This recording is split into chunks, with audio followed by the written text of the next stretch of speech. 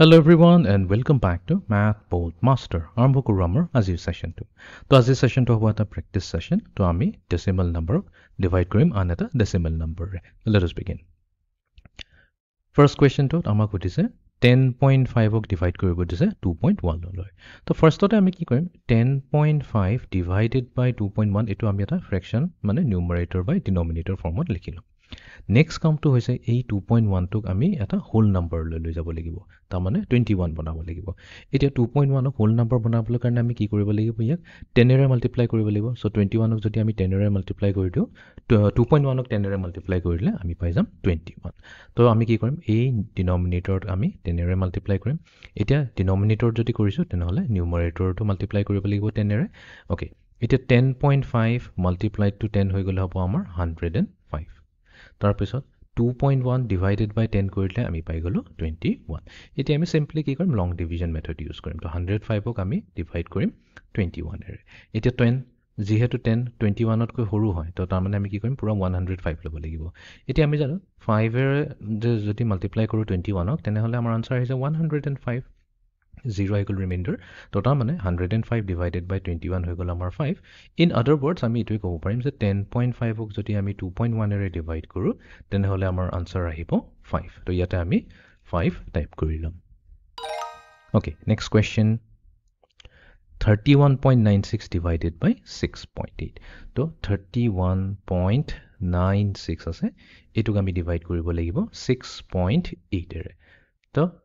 Last problem to নিচিনাই 6.8 ক আমি বনাম এটা হোল নাম্বাৰ তো হোল নাম্বাৰ বনাবৰ কাৰণে আমি কি কৰিম 6.8 ক 10 ৰ লগত মাল্টিপ্লাই কৰিম এতিয়া যদি এটো পাহৰি গৈছা কেও 10 ৰ লগতে মাল্টিপ্লাই কৰিছে বিকজ আমি জানো 6.8 ক আমি যদি ফ্ৰেকশন ফৰ্মত লিখো এটো হৈ যাব 68/10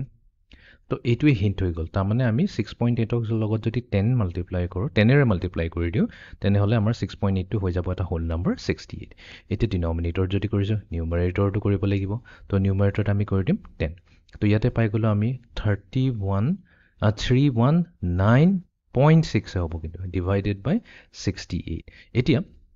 319.6 আহিছে কিন্তু দেই ইয়াতে কি কয়টো যেহেতু 10 ৰ লগত মাল্টিপ্লাই কৰিছো 10 ৰ লগত মাল্টিপ্লাই কৰা মানে আমাৰ ডেসিমেল পইণ্টটো এটা ষ্টেপহে যাব এটা ষ্টেপে ৰাইট হ্যান্ড সাইডে যাব সেইকাৰণে 319.6 পালো বাট একো প্ৰবলেম নাই এতিয়া আমি কি কৰিব পাৰিম 319.6 ক 68 এৰে ডিভাইড কৰিম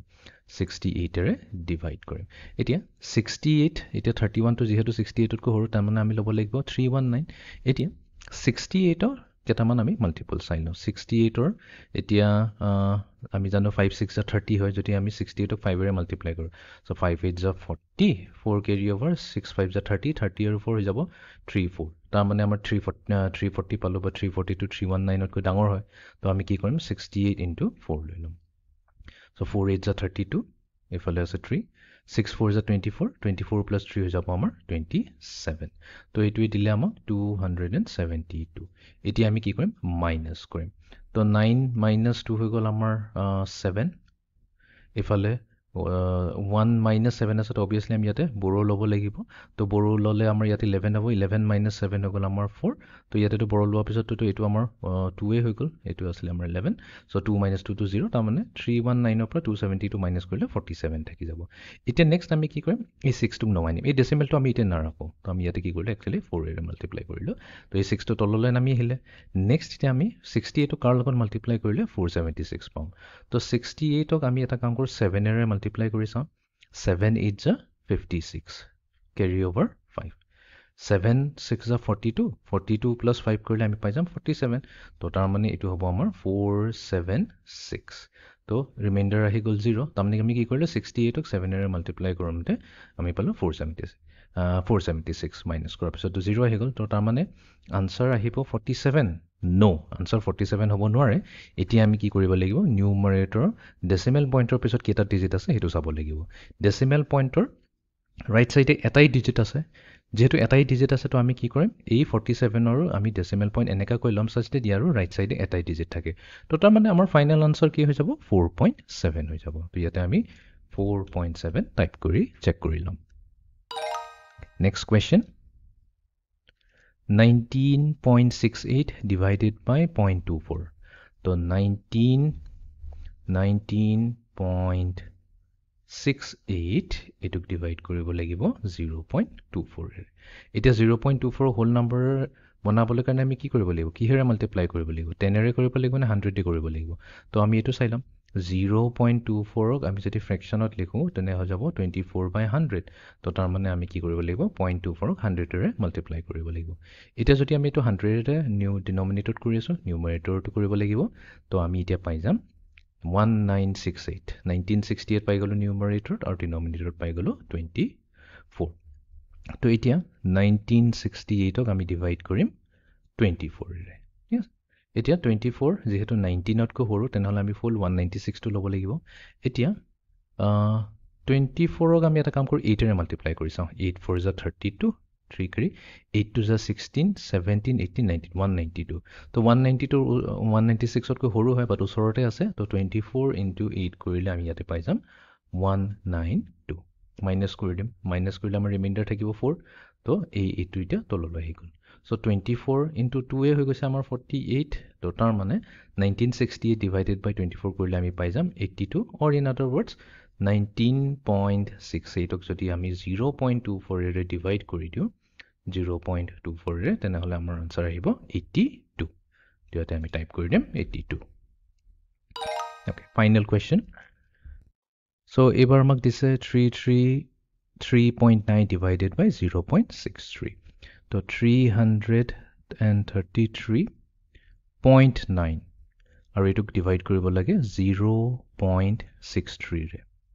তো আমি প্ৰথমতে কি কৰিম 0.63 টক আমি হোল নম্বৰলৈ লৈ যাম তাৰমানে আমি 100 এৰে মাল্টিপ্লাই কৰিব লাগিব মাল্টিপ্লাই টু নিউমাৰেটৰটো কৰিব লাগিব 100 এৰে মাল্টিপ্লাই এতে এখিনি যদি কনফিউজন থাকে সবতকৈ বেষ্ট হৈছে 333.9 আছে তো বিনা ডেসিমেলেৰে লিখিলে হল 3339